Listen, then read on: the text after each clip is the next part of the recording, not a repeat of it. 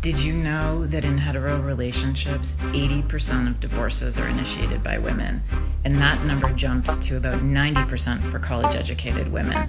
This is really eye-opening, right? And it's something that I think would be important to pay more attention to. So I want to go over one of the common patterns in the lead-up to the dissolution of a marriage or long-term relationship in case it's helpful. So the responsibility of monitoring the emotional connection of the relationship usually falls on women, even though men are equally capable of taking this on, and it would actually be better for both men and women if they shared the responsibility. When a woman feels disconnected from her partner, it causes her a lot of pain, and she's likely to come forward to say some version of, I'm not happy, I feel lonely in the relationship, I feel disconnected from you. This is when there's a window of opportunity to do something to resolve the issue and to maybe save your relationship. Unfortunately, what usually happens is that women will be told, you're crazy, you're going through a phase, and dismissed. Or if you're in a relationship with a kind and loving man like I was, you may actually be met with a lot of compassion in the moment, and he may say something like, I hate hearing this, it makes me feel so sad that you feel this way. And so you think you've been heard. But if no actions follow the words to rise up and meet them with integrity, you have not been heard.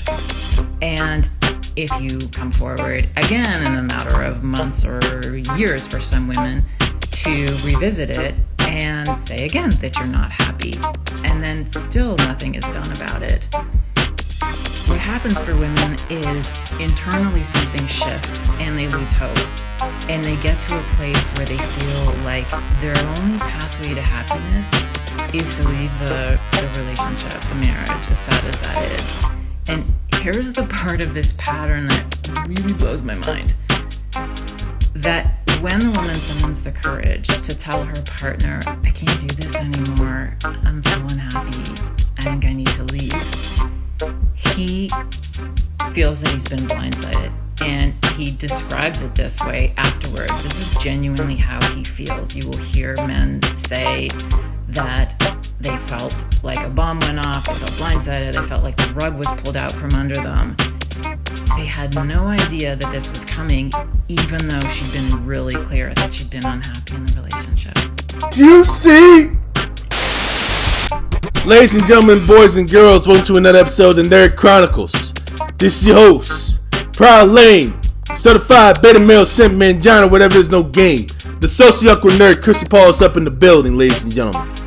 Alright, and what we are here to see, ladies and gentlemen, again, fair use, we are actually going to dig into some charts that Dr. Michael J. Rosenfeld has put out based on his title saying Who Wants the Breakup, and he was the actual professor that actually came with the line 80% of women actually file, basically the majority of divorces, 80% of divorces actually filed by women. This is where this article is basically where it came from, right, from the Department of Sociology up in Stanford University. Right, so we're gonna actually go skip right up through all this confusing stuff and everything, and we're gonna actually go and dig into the charts as well and see what we have. They have a bunch of listed quantities that they basically have and various sources. I could look into the conclusions that they have up in there. This is very, very, very, very, very interesting. These are references that's actually been shown here over the years. Alright, I want to try and get that out there. And now we are going to dig into this table. Table number 1 by Dr. Rosenfeld actually discusses the woman's role in the breakup of married and non-marital heterosexual relationships. And the source is basically done by how couples can stay together that breakups from way to the 5. That actually covers during the years of 2009 through 2015. Today, this year is 2023 if I'm not mistaken.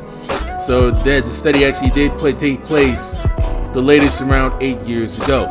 And once the data is weighted by weight variable, weight 2, Women's role scored as follows: 0 if the male partner wanted to break up more, 0.5 if both partners wanted to break up, and 1 the female partner wanted to break up more. In which the unweighted breakup outcomes are as follows: for married couples, 92 breakups, 18 wanted by the husband, 18 mutual breakups, 56 wanted by the wife. For 76 non-marital cohabited breakups, 24 wanted by the man, 24 mutual breakups, 28 wanted by the woman. For 203 breakups of non-cohabitating never married couples, 58 wanted by the man, 61 mutual breakups, 84% wanted by the woman. So you see the number of breakups that you have up here below, and you have the point that both parties you want to break up here. Wait a minute, women wanted actually having the breakup that's there. Married, around 78%, basically reported by women. 63% reported by men. Standard deviation, and you got the conference on the right. Non-marital, 59% reported by women, 52% reported by men. Basically, winning couples that's equitable, about 56%. Non-marital, never married, 60%. Never cohabited at all, 60% reported by women, 47% reported by men, 52.4% could be equitable both sides. Now, table number 2, they have the coefficients for standard errors from competing risk to sweep weight time weighted multinomial logistic models for breakup compared to non-breakup for heterosexual couples who are married and who have co-resided. Okay, so these are the ones that we are seeing here that are on like a negative and positive scale.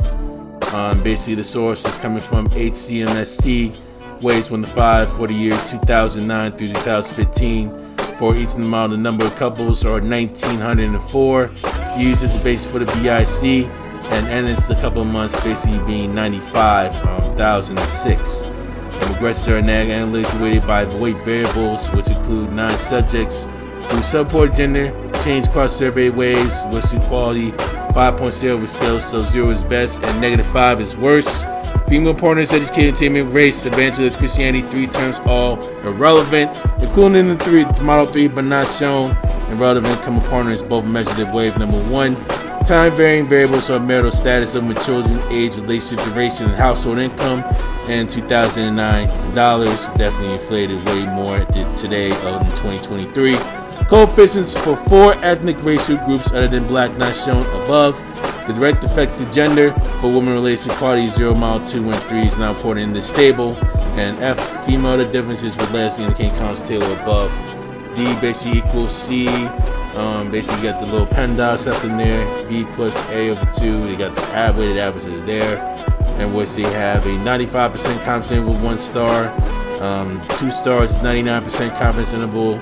And 3 stars is 99.9% confidence interval. We had the 2-tailed test, as we see here.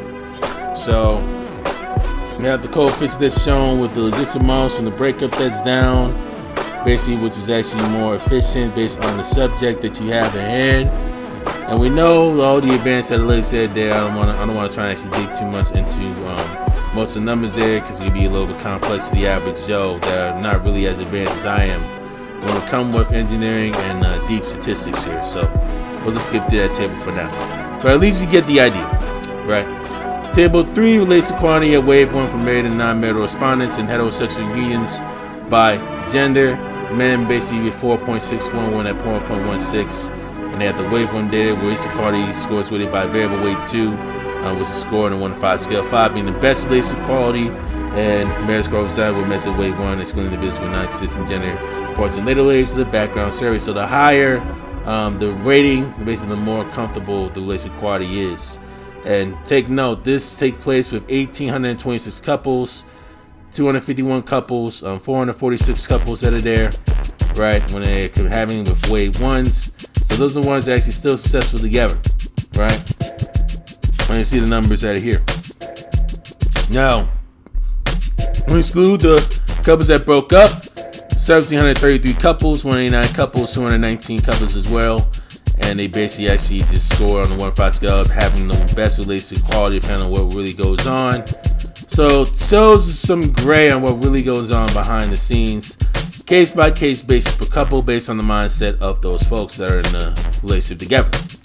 Now, table 4, predicting relationship quality for individuals in heterosexual marriages from ATMSC Wave 1 OLS regression coefficient robust standard errors. And you see all the standard deviations that you see here, literally up below as we scroll down. And relative quality scored by variable weight 2, that's on a 1 to 5 scale, 5 being the best relative quality again, right? And you see the number of couples that you see up here below. Now, here come the bar charts. So now, the percentage of breakups of heterosexuals wanted by the female partner. Basically, final for the divorces, the blue represents married, red represents unmarried and cohabited, and green represents unmarried, never lived together. So blue basically represents about 69%. Actually, deal with the breakups wanted by women. Red basically means approximately 57% they basically wanted to break up and from that relationship, and approximately 54% that are unmarried and never lived together. The women actually wanted to break up at that point. And for the married couples, you got 92 couples. For blue, 92 married couples actually were there. About 69% of them wanted out. Unmarried cohabitors, the number of them were literally 76 couples. And unmarried never lived together, number is 203. That took place around 2009 to 2015. No significant again, that's actually basically related down to this year, in which the data is actually weighted by the weight variable, weight 2, and bar sums the average with 95% confidence intervals. Basically, probability is less than 0.05, right?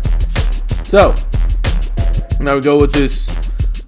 Basically, this density curve graph that's shown is the relative quality for husbands and wives, basically by age, depending on the man and the woman.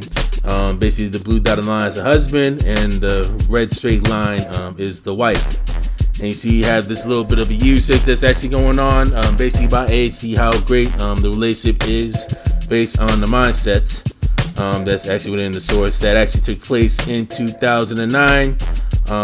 Unweighted data smooth by the lowest local regression with bandwidth of 80%, right? So now we have this next figure that talks about the marital happiness for husband and wives in the GSS 1973 through 2014, which is smoothed by the lowest regressions. They have the GSS data that's down there. If you read the article, probably in full detail, they'll be able to explain it to you.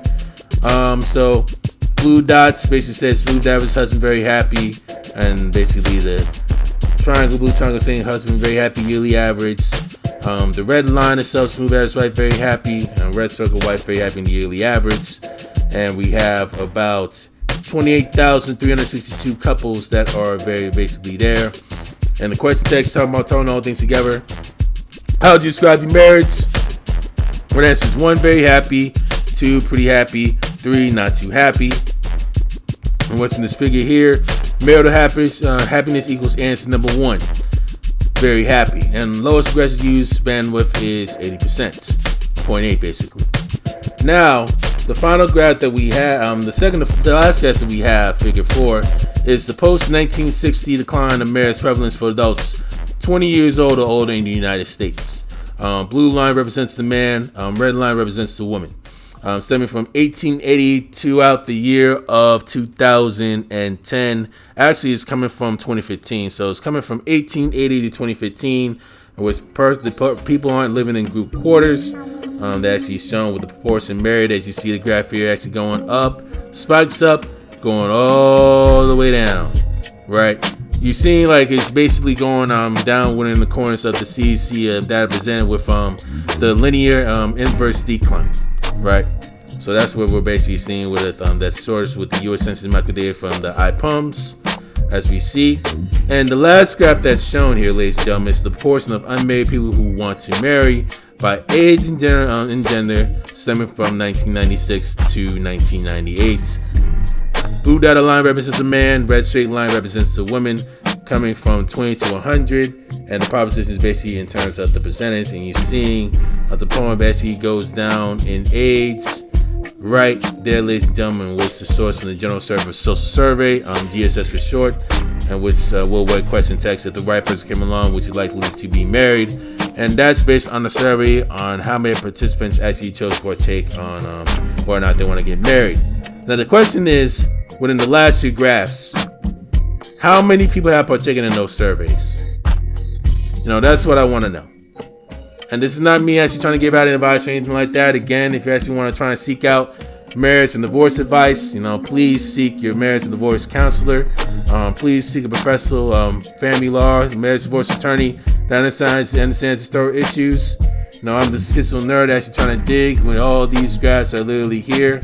But at least, ladies and gentlemen, you have like a bunch of information on where all this data has come from when it comes to the 80% of divorce rate rhetoric that's actually filed by women. This right here is where all that data comes from. You know why 80% of divorces are filed by women? Because there's only so much we can take, babe. And you know why? Because men don't have the backbone to leave a relationship that they're not happy in. They'll just stay and stay and stay for the free maid and the cook and the chef and the cleaner and everything. But so women have to take the initiative because men just don't know how to take initiative. They also don't handle power very well. Men are not built for power. You give them a little bit of power, they abuse it. You give a woman power and she dominates gracefully, as we've seen. Do